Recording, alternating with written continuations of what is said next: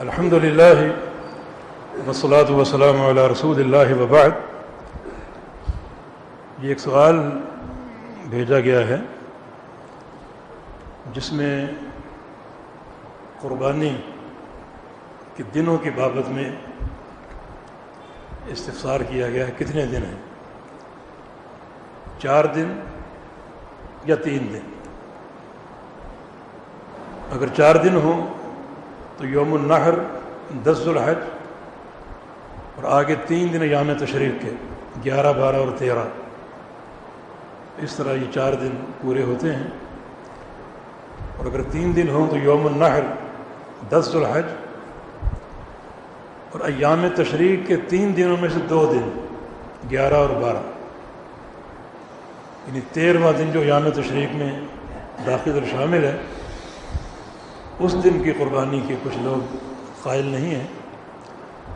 یہ ایک ہم سے سوال کیا گیا کہ یہ مسئلہ، اس کی حقیقت کیا ہے۔ اور کل ہمیں ایک پرچہ دیا گیا جو غالباً کچھ نوجوانوں کی طرف سے لکھا ہوا تھا، اور اس میں 4 دن کی قربانی کو غلط قرار دیا گیا تھا، اور یہ کہا گیا تھا کہ یہ حدیث سند ضعیف ہے، اس لیے وہ دلیل نہیں بن سکتی۔ اسی پرچے کے حوالے سے کچھ ہمیں تحفظات ہیں۔ پہلی بات تو یہ ہے کہ اس میں جن لوگوں نے یہ لکھا یہ پرچہ، ان کا نام مذکور نہیں ہے، اور یہ علم کے آداب کے خلاف۔ کوئی فتویٰ ہو، کوئی کتاب ہو، تصنیف ہو، تالیف ہو، تو اس میں نام ہونا ضروری ہے۔ اس کا بھی ایک وزن ہوتا ہے تاکہ پڑھنے والا یہ دیکھے کہ یہ تحریر کس کی ہے، اس نے کہاں پڑھا ہے، اس کے مشائخ کون ہیں، اساتذہ کون ہیں، صحیح بخاری کس سے پڑھی، صحیح مسلم کس سے پڑھی، کیونکہ اس سے بھی ایک منہج کی معرفت میں آسانی حاصل ہوتی ہے۔ تو باہر کیف و پرچہ اس میں نام مذکور نہیں ہے کہ وہ کس کی طرف سے یا کن کی طرف سے یہ ہونا چاہیے۔ یہ علمی آداب کے خلاف۔ کوئی بھی تحریر ہو، اس تحریر کے لکھنے والے کا نام معلوم ہونا چاہیے تاکہ اس کا منہج، اس کا عقیدہ، اس کے اساتذہ، مشائخ، اس کا ماحول، ان تمام چیزوں کا ادراک ہو سکے۔ دوسری بات یہ ہے کہ یہ چند نوجوانوں کی یہ تحریر ہے، اور تحریر کے دوران ہی ان کا علمی مستویٰ سامنے کھل گیا۔ ایک راوی عمر بن دینار، یہ عین کے ساتھ، انہوں نے الف کے ساتھ لکھا ہوا تھا، یعنی عمر عین میم را واو، عمر مشہور راوی، انہوں نے لکھا ہوا ہے عمر الف کے ساتھ، الف میم را۔ تو یہیں سے وہ علمی ایک وزن سامنے آ جاتا ہے کہ یعنی کتنے پانی میں ہے وہ۔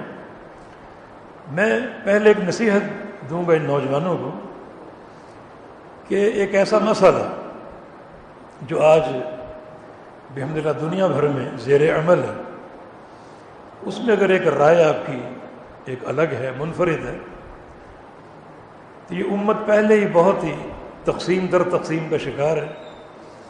اس میں کوئی نئے نئے شوشے چھوڑنا اور مزید فتنے یا اندیشے پیدا کرنا مناسب نہیں۔ ایک آپ کی تحقیق ہے، آپ 2 ہیں، 4 ہیں، 10 ہیں، اسے اپنے تک محدود رکھیں۔ آپ 4 دن قربانی نہ کریں، لیکن وہ مسئلہ جو آج بڑے بڑے اعیان اختیار کر چکے، شیخ البانی، شیخ ابن باز، شیخ ابن عثیمین، شیخ بدیع الدین راشدی، شیخ صالح الفوزان، کتنے نام گنواؤں، سب کا یہ مسلک ہے کہ قربانی کے 4 دن۔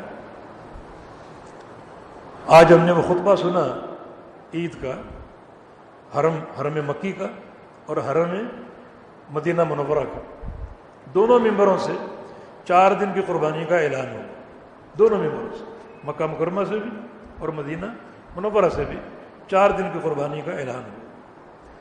تو اگر آپ چند نوجوان، ایک فکر آپ کی الگ ہے، تو بجائے اس کے کہ آپ یعنی ایک پمفلٹ شائع کر کے اور ایک تقسیم در تقسیم پیدا کریں، فتنے کو ہوا دیں، اس کا یہی تھا کہ آپ اپنے طور پہ جو آپ کی فکر ہے اس کو اپنے علماء سے رابطہ رکھیں۔ ایک دم ایک یعنی پمفلٹ جاری کر دینا یہ قطعاً مناسب نہیں ہے جب تک ایک پوری بصیرت اور پورا ایک علم اور تحقیق حاصل نہ ہو۔ تیسری بات یہ ہے کہ 3 دن کی قربانی اس پمفلٹ میں ثابت نہیں کی گئی۔ 4 دن کی قربانی کا انکار، اس انکار سے 3 دن ثابت نہیں ہوتے، 3 دن ثابت کرنے پڑیں گے۔ اور جو چند آثار ذکر کی، مرفوع حدیث کوئی نہیں، چند آثار جو ذکر کیے ہیں اس سے اتنی بڑی بات ثابت نہیں ہوتی۔ یعنی 4 دن کی قربانی کی نفی کر کے 3 دن کی قربانی ثابت نہیں ہوتی، اس کے لیے مستقل دلیل چاہیے، اور چند آثار دلیل نہیں بن سکتے، جبکہ آثار دونوں طرف ہیں۔ کچھ صحابہ 3 دن کے قائل تھے، کچھ 4 دن کے قائل تھے۔ ایک مسئلے میں مرفوع حدیث نہ ہو اور صحابہ کا ایک ہی قول سامنے آئے، وہ دلیل بن سکتا، مگر ایک مسئلے میں مرفوع حدیث بھی ہو اور صحابہ کے اقوال بھی مختلف ہوں، کچھ کی رائے 4 دن، کچھ کی رائے 3 دن، تو وہاں ایک طرف کے صحابہ کے اقوال نقل کر کے مسئلہ ثابت نہیں کر سکتے۔ دیکھیں یہ میں نے عرض کیا نا، ایام تشریق 3 ہیں، 11، 12 اور 13۔ ایام تشریق میں کئی باتیں مشترک ہیں، مثلا یہ ایام تشریق، یہ 3 دن مینا کے ایام ہیں، تینوں دن، یہ تینوں دن حدیث کے مطابق کھانے اور پینے کے دن ہیں، یہ تینوں دن اللہ کے ذکر کے دن ہیں، کئی چیزیں مشترک ہیں۔ اب آپ قربانی کا ایک دن نکال دیں کہ قربانی 2 دن ہے، 3 دن نہیں، تو اس کے لیے کوئی ٹھوس ثبوت چاہیے۔ جب سارے کام مشترک ہو رہے ہیں، مینا کے ایام، مینا کی راتیں، ذکر اللہ، کھانا پینا، تو قربانی میں ایک دن کو کیوں الگ کر دیا گیا؟ کیوں الگ کر دیا گیا؟ نمبر 1، تو اس کے لیے جو دلیل دی گئی وہ کافی نہیں، کیونکہ اگر بعض صحابہ کے آثار 3 دن کے ملتے ہیں تو بعض صحابہ کے آثار 4 دن کے بھی ہیں۔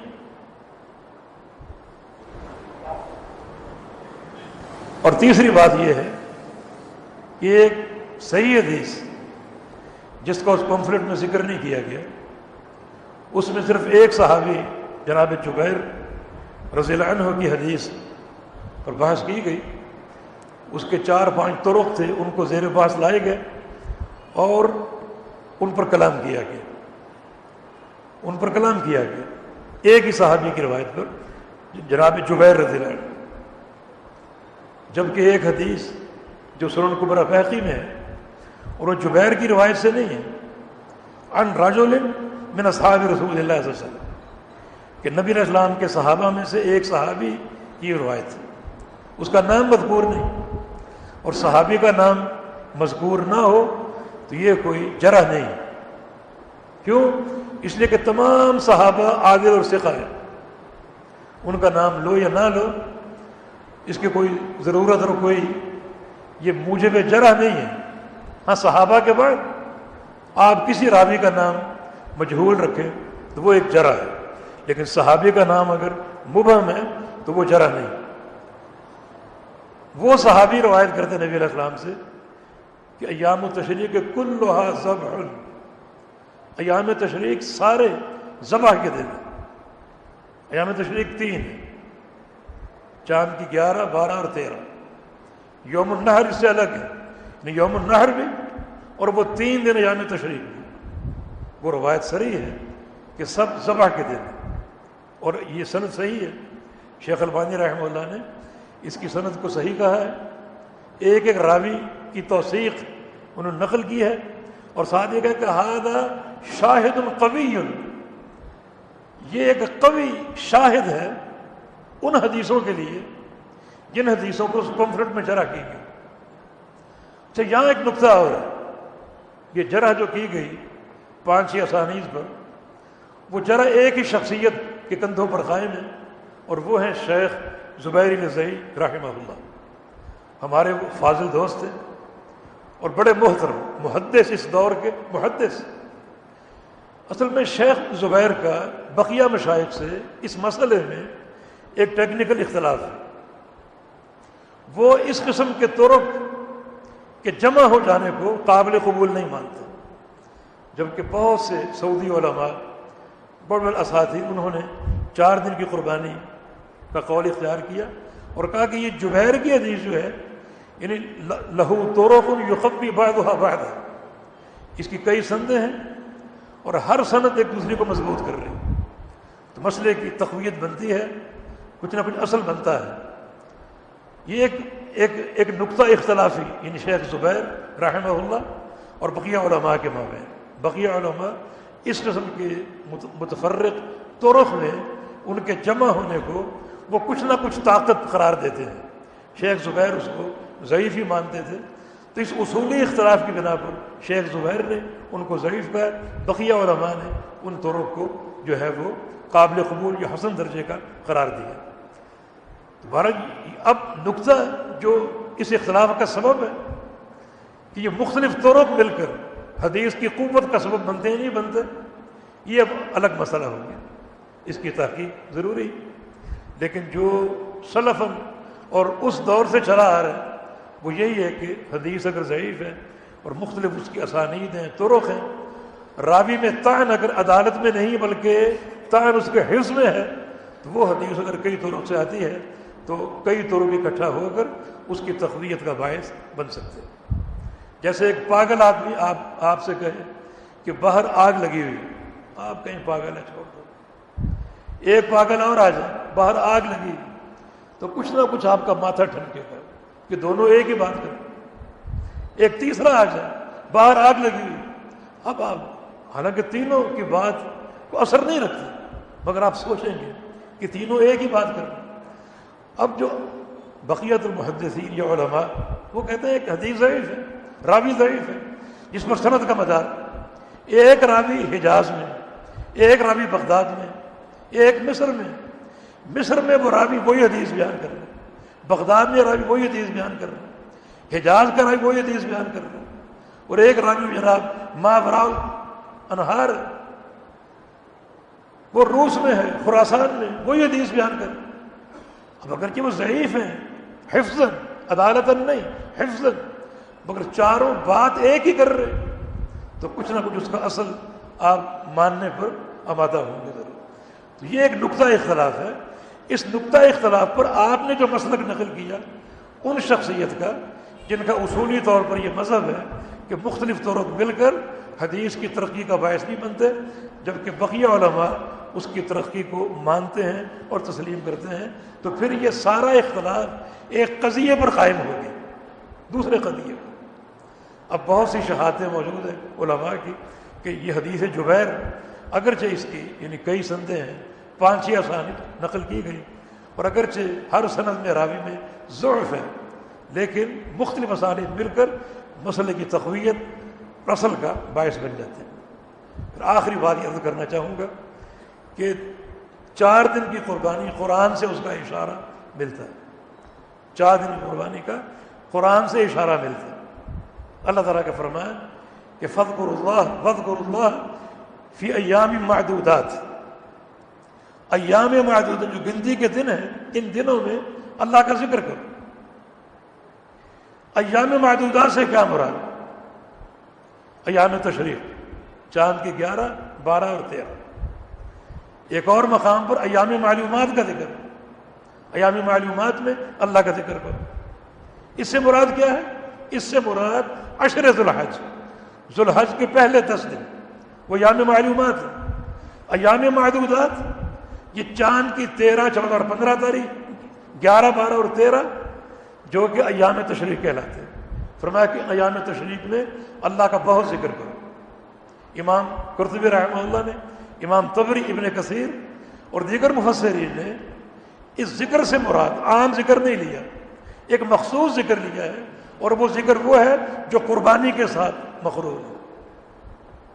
بسم اللہ اللہ اکبر، یعنی کثرت سے قربانی دو، اور جب قربانی دو گے تو کثرت سے اللہ کا ذکر آئے گا، کثرت سے اللہ کا ذکر آئے گا۔ تو یہ ایام معدودات، یہ 3 دن ہیں، 11، 12 اور 13، تو یہ 3 دن اس مخصوص ذکر کے معنی قربانی کے بھی، کیونکہ یہ ذکر جس کا یہاں حکم دیا گیا یہ قربانی سے مقرون ہے، اور اس میں مفسرین نے بہت سے علماء، محدثین اور ائمہ کے اقوال نقل کی ہیں کہ یہ ذکر عام ذکر نہیں بلکہ وہ ذکر ہے جو قربانی سے مقرون ہے۔ تو مانا یہ 3 دن جو ہیں اس ذکر کے دن ہے، جب اس ذکر کے دن ہے تو یہ ذکر قربانی سے منسلک ہے تو قربانی کے بھی ہیں۔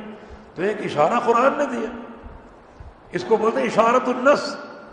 ہمیشہ ہر مسئلہ صریح نص سے ثابت نہیں ہوتا، نص یا دلیل کی کئی قسمیں، ایک ہے اشارت النص، کہ ایک نص سے ایک ایسا اشارہ آپ کو مل رہا ہے کہ اس مسئلے کو ثابت کر رہا ہے، اور کوئی اس کے خلاف قرینہ موجود نہیں ہے تو اس کو آپ اختیار کر سکتے ہیں، اپنا سکتے ہیں۔ تو اس نص نے یہاں اشارہ دیا ہے کہ قربانی کے واقعتاً 4 دن ہیں۔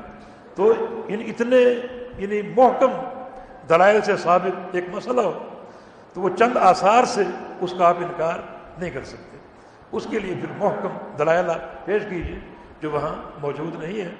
تو اللہ تعالیٰ ہمیں ایک جو چیز ایک چل رہی ہے سلفاً اور قرناً بعد قرن، اور علماء اس پر قائم اور عامل ہیں، اور آج تقریباً ایک متفق علیہ یہ مسئلہ ہے، تو اس میں ایک اختلافی جو ہے وہ شوشے چھوڑنا تاکہ چیمے گوئیاں ہوں، فتنے ہوں، لوگ شک و شبہ کا شکار ہوں، یہ کوئی مناسب حال نہیں ہے۔